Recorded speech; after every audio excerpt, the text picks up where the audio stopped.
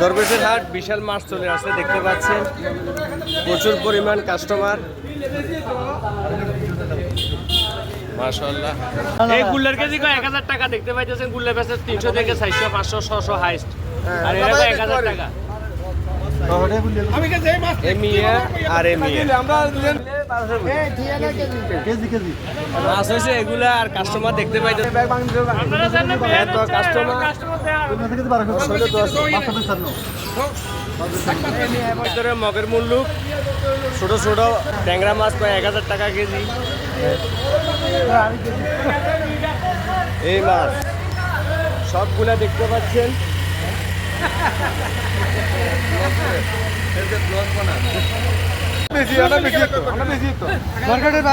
দাম কমাই চাইবেন, দাম কমা চাইবেন। 1000 টাকা গুলের কেজি কেউ মানব না।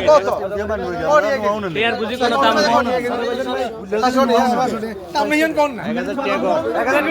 গুলের কেজি 1000 টাকা। কত ভাইয়া?